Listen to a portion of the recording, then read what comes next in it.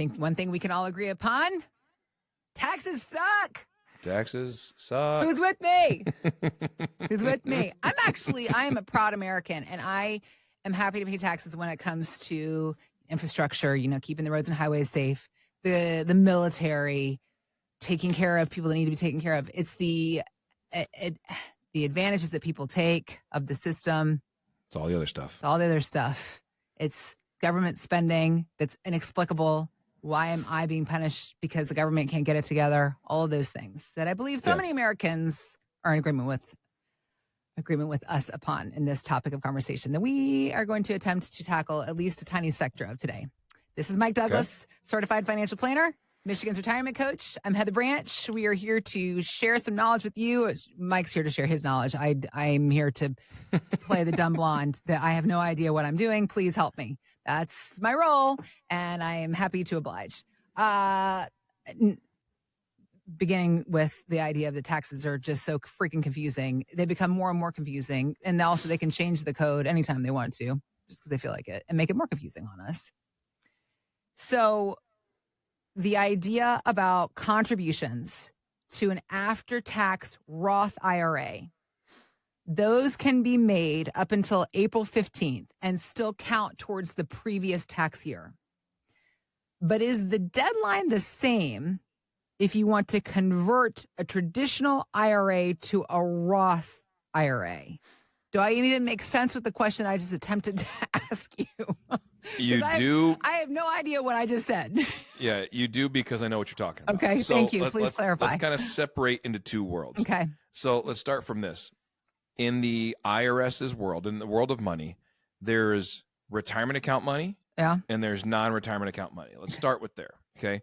In retirement accounts, you have IRAs, which have, like traditional IRAs, never been taxed.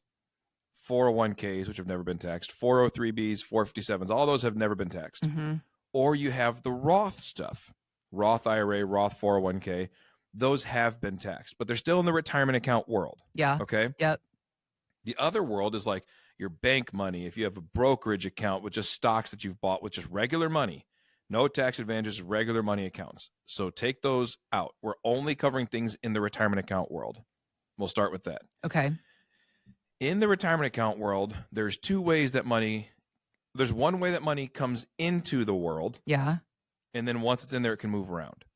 So to put money into the retirement account world, that's called a contribution, right? So I take money that's from my bank or from something else or inheritance or whatever. And as you take that, it comes into the world through a contribution. You're allowed so much per year you're allowed to contribute.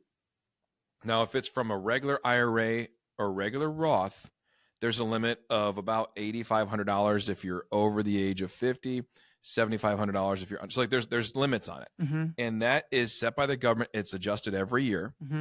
And that contribution for each year has to be made by April 15th of the following year. So for example, if it's April 15th of this year to make last year's contribution. Okay. That's it. And so it comes in there. Now, in terms of the 401k spot, right? If I'm putting money for a 401k, well, that comes from my employer, my payroll. That comes in weekly, so it's not subject to this contribution rule. Okay. Since it's just direct pulled. But this is for the IRAs. So that's contributions. Money comes in, whether it's Roth or it's pre-tax IRA. If it's going into one of those two, it has till April 15th for last year. Now, you can write two checks the same day. Say, this is my 2024 contribution, and this is my 2025 contribution. You can do that. Okay. And remember, that's for you and your spouse. Right. So if you wanted, like, how much could you possibly contribute? Well, even like for us, Kimberly doesn't work. She stays home with the kids, which is much more work than I do, a job you never clock out of. So, but if we wanted to make a contribution to her IRA, we can. It's called a spousal IRA or spousal Roth. We can use the fact that I earn income to contribute to her retirement account. So you put money in for her for last year and money in for me for last year. Okay. And then that's till April 15th. That's contributions. Conversion means money that's already inside this world, right? If we say, all right, over here I have my Roth IRA and my Roth 401k. Over here I have my regular IRA, my 401k, and an old 401k for somebody else. I want to take money from here and put it over here, staying in the same world, right? So that's conversion. I'm going to convert pre-tax money to after-tax money with a Roth. Okay. If I do that model, that is still staying inside the retirement account world. That has a December 31st deadline. Okay. You cannot go past that. So anything that we do now, because but when we're recording this podcast, it's March in 2025. So anything we do right now is only going to be about 2025. We can't go and mess with things from our 2024 calendar year in that space that you're just describing. Correct. Yeah. So that's you cannot go through and adjust last year as far as conversions go. Okay. So what options do you have, right? Yeah. So if you do that conversion, are there benefits to it? Yeah, I think there's absolutely benefits to it. You're choosing to never pay taxes on your interest ever again. That's a beautiful thing about Roth. There's quite a few, and we've covered that in a couple different videos, but to put it in there, those are your deadlines. Those are your hard and fast rules. There's no grace on the 1231 conversion. Okay. You can't write a form letter. You can't. There's no form 5329. Dear Mr. Senator, nothing. Help me. Yeah. Not happening. Yeah. Dear IRS, yeah. Please forgive me. Right. No, they're like, no, it's this year. It's over. Yeah. So when should you do it? Yeah. I guess would be a next follow-up question. Yeah. There's a couple schools of thought. Let me tell you where I fall on it. Okay. Some people say get it converted as early in the year as possible so the interest earned all year is tax-free. Okay. I like that. I agree with that. However, if you're retired or you're no longer in the workforce, you are completely retirement account dependent between your Social Security, maybe a pension, and retirement account dependent to live your whole life. Mm-hmm. And let's say we do a Roth conversion in March, so you get gains all year long. And then 6 months from now, your roof goes out and you need to put in a whole new roof on your house.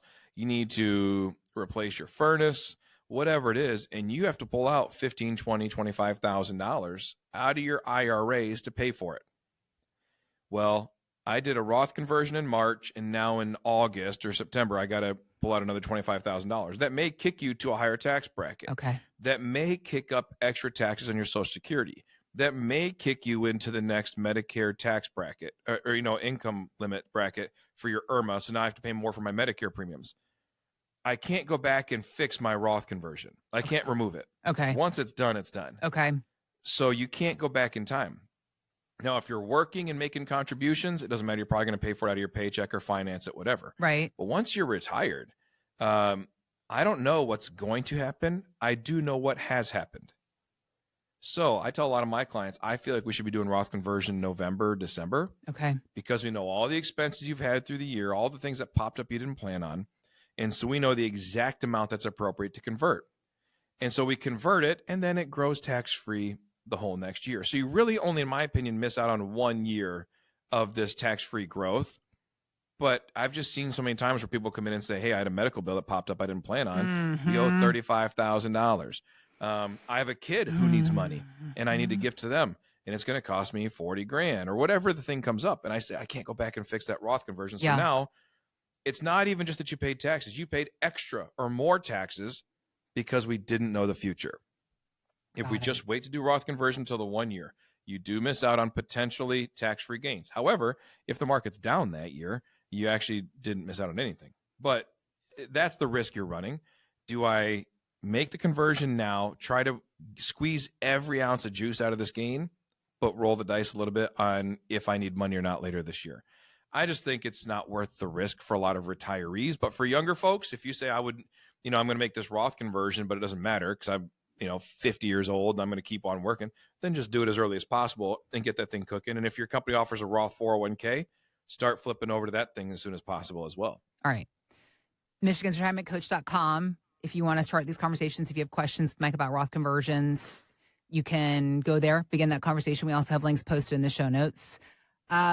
Thinking about Roth conversions, just touching on what you've touched on, I do feel it's a bit of a tricky business because Roth has been such a hot word for so long. And the idea of a Roth conversion has been a hot term for the past several years. Everybody's just been really talking about it just because of our national debt, and we just believe taxes are going to go up. So protect yourself now, think defensively now, Roth convert, right? But it's not as simple, I think, as some people want it to be. So, and there are also, to boot, so many terrific DIY investors that have done a great job. And so they hear something like this and they're like, I'm going to do it. And they just start to put it in a Google search, how to do it. And they can really fumble. They can do some serious damage. They think they're doing something for themselves and they can end up really mucking the whole thing up. So let's talk about why it could be to a listener's advantage to seek out your help in this process of Roth conversion setup. Well, like I mentioned, so there's a lot of connective tissue that we don't even realize relate to each other. So if I make a Roth conversion in February and we go through the year and everything's normal, well, then no big deal. If I convert too much, I can trigger taxes on my Social Security that I never planned on paying. Right.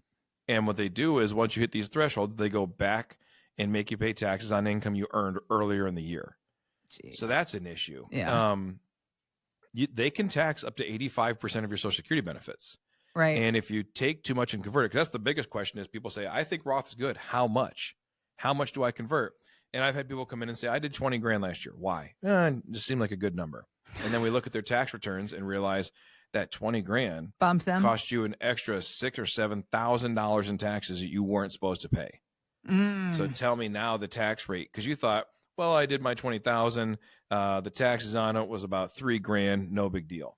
But then because of what it did to your Social Security, now it cost you $9 grand to convert $20,000. I'm like, that's a 45% tax bracket. That's crazy. That's really, really high. And so I don't think that should be necessarily the case. I think we need to have a really good understanding of what would be the negatives potentially of Roth conversion. Okay. Because there are some people I sit down with, they say it doesn't make sense for you. Okay. We are past the point of diminishing returns. We should no longer be Roth converting because we're so close to really making an inappropriate tax bracket jump that it doesn't make any sense. So that is the biggest issue. Distribution of assets, protection of assets, minimization of taxes. That's the whole goal of Roth conversion. And if the goal is to minimize taxes, and by doing that, you screw up your taxes, that's a problem. Yeah. So I think that's the biggest issue, because whether it's not about what stocks do I buy in my Roth. It's not about what positions do I hold, or should I. I believe that everybody probably should have Roth money. But finding that sweet spot is a dialed in science. It's a sweet science. We just got to work it through understanding all the other things. Then again, if I Roth convert, do I pay more in Social Security taxes? Do my Medicare premiums go up? How does this affect me 2 to 3 years from now? Because remember that IRMA and Medicare, they look back 2 years. So you could be at like 64 years old thinking, well, since there's no Medicare this year, I'm going to do this. But then realizing that 2 years from now, it may really hurt you. So there's a lot of stuff we have to know about it. Yeah. And to just say, well, I'll do 10 grand because it seems okay, that's not a good model.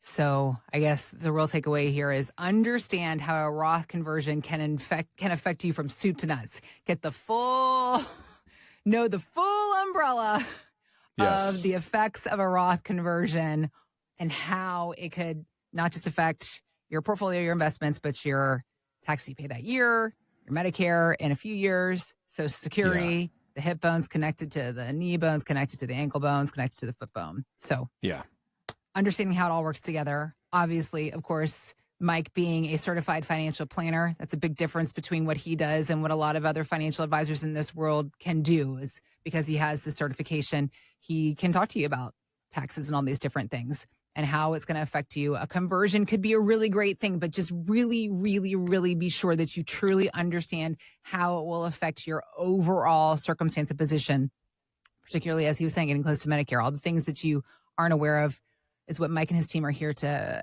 help educate you on. So let's get to work on this conversation. MichigansRetirementCoach.com is our website. We also have links posted in the show notes, so you can just click there, helping you understand how to make a Roth conversion work as best as possible within your plan, is what Mike and his team are here to help you with. Again, it's MichigansRetirementCoach.com.